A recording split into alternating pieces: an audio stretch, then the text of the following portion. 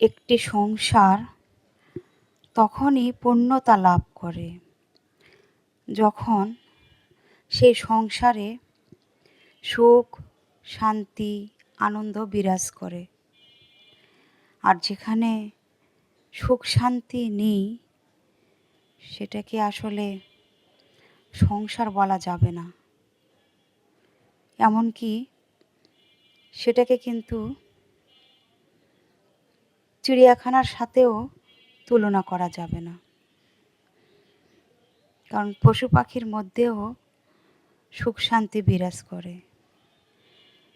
সব প্রাণী চায় সুখ শান্তি আনন্দ নিজেদের মধ্যে ভাগাভাগি করে নিতে। আর আমরা তো মানুষ, আমরা তো সবসময়ই চাইব যাতে আমরা একজন আরেকজনকে পরিপূর্ণভাবে চিনি, জানি, একজনের দুঃখে দুঃখিত হই, একজনের কষ্টে কষ্ট পাই, ঠিক তেমনি অন্যের ভালো লাগাকে আমরা প্রাধান্য দিই। এটাই হওয়া উচিত। কিন্তু আমরা যদি অন্যকে সবসময়ই প্রতিদ্বন্দ্বী মনে করি তাহলে আসলে সেটা কোনো সংসারও নয়, কোনো কিছুই নয়। সেখানে শুধু অশান্তি বিরাজ করে। হ্যালো এভরিওয়ান, আসসালামু আলাইকুম। আশা করছি সবাই ভালো আছেন, যে যেখানে আছেন। আপনাদের সবার সুস্বাস্থ্য কামনা করছি, দীর্ঘ আয়ু কামনা করছি। আপনাদেরকে মন থেকে সালাম শ্রদ্ধা জানিয়ে আজকের ব্লগটা শুরু করছি। তো এখানে দেখতে পাচ্ছেন যে আমি ভাতের চালের খিচুড়ি বানিয়েছি। সবসময় পোলাওয়ের চালের খিচুড়ি বানাই, তো আজকে মনে হলো একটু ভাতের চালের নরম খিচুড়ি বানাই, খেতে মন চেয়েছে এই জন্য। কিন্তু খেতে খুবই মজার হয়েছিল, দুর্দান্ত টেস্ট।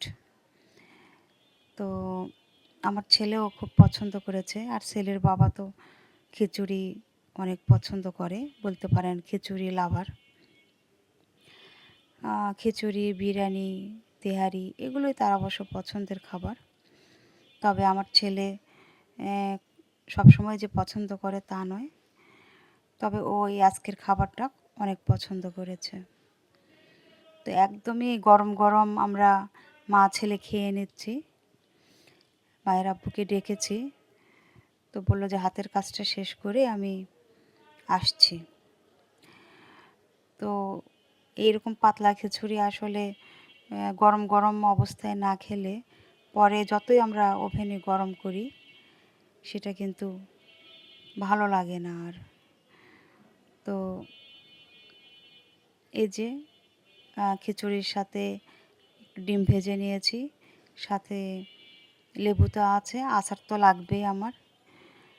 আর ফ্রিজের মধ্যে তো সবসময় ড্রিঙ্কস থাকে, বাবা ছেলে ড্রিঙ্কস খেয়ে নেবে। তো আমার ছেলে বললো যে মা আমাকেও একটা 1 পিস লেবু দাও, আমিও লেবু দিয়ে খাবো। তো ওকেও দিয়ে দিলাম।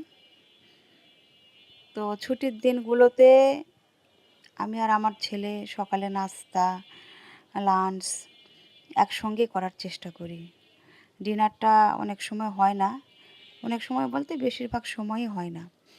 কারণ আমি রাতের বেলা ভারী খাবার খেতে পারি না, খেলে আমার অসুবিধা হয়, যেহেতু আমার সুগারের প্রবলেম আছে। তো আমি হালকা পাতলা কিছু খাই। আর আমার ছেলে তো ছেলে আর ছেলের বাবা দুজনে ভাত খায়। তো দুইজন দুই টাইমে খায় অবশ্য। কারণ আমার ছেলে সন্ধ্যার সময় খুব একটা ভারী নাস্তা করতে চায় না, কারণ ও একটু রুটিন মাফিক চলাফেরা করতে চায়। এটা আমরা পরিবার থেকে শেখাইনি, ও দেখি নিজের থেকেই ওর এই জিনিসগুলো আমার খুব ভালো লাগে।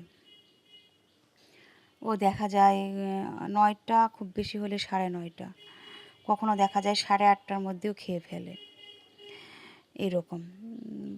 তো ও সবসময় রুটিন মাফিক চলাফেরা করে, ব্যায়াম করে। আর ও তো এমনিতেই কারাটে কোচ প্লাস কারাটে শিখে ও সামনে ব্ল্যাক বেল্টের জন্য ক্যাম্পেইনে যাবে। আপনারা সবাই দোয়া করবেন। আর ওর মধ্যে অন্যরকম একটা চেষ্টা, অন্যরকম একটা প্রতিভা আমি দেখতে পাই।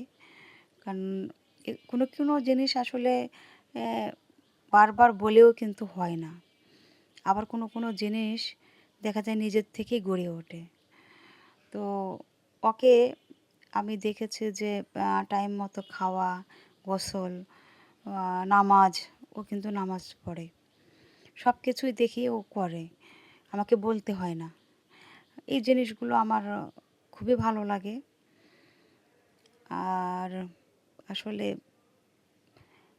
সবই তো নিয়মের মধ্যে দিয়ে করলে ভালো। নিয়মের বাইরে চললে সবই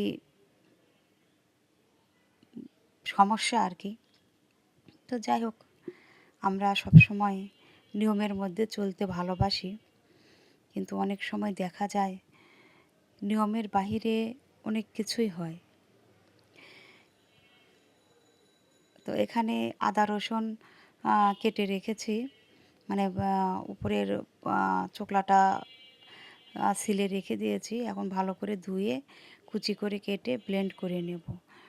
আর এদিকে আমি পুঁইশাক দিয়ে ডাল রান্না করছি, কারণ যতটুকু মশলা ছিল ততটুকু দিয়েই কিন্তু আজকে রান্নাটা কোনোভাবে কমপ্লিট করে নিচ্ছি। আজকে আমাকে মশলা করতেই হবে, বাই হুক আর বাই কুক, যে কোনোভাবেই হোক না কেন আমাকে মশলা না করলে আমি আর আগামীকাল রান্না করতে পারবো না, এইরকম একটা অবস্থা। কখনো আমার এরকম হয় না, অনেক সময় কাজের চাপ থাকে বা শরীর মন ভালো না থাকলে এরকম হয়।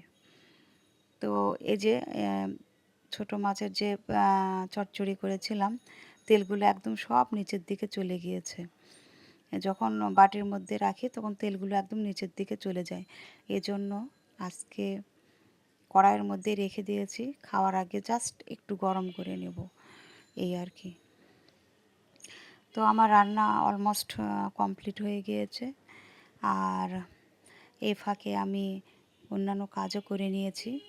রান্নার পাশাপাশি তো আরও অনেক কাজই করতে হয়। তো যাই হোক, এই মুহূর্তে যারা আমার ভিডিওটি দেখছেন বা ক্লিক করেছেন, তারা তো অবশ্যই ভালোবেসে ক্লিক করেছেন। তারা অবশ্যই একটা করে লাইক দিয়ে দিবেন। আর আমার কাজকর্ম, কথাবার্তা যদি ভালো লাগে আপনাদের, তাহলে আমার চ্যানেলটি সাবস্ক্রাইব করে আমার পাশেই থেকে যাবেন। তো ওই যে আদা রসুনের পেস্ট করে নিয়েছি, সেগুলো আমি সুন্দর মতো করে ডিব্বাগুলিতে রেখে দিচ্ছি। আর এই মশলার বাটিতে রেখে দিচ্ছি, এটা আমি নর্মাল ফ্রিজে রাখবো।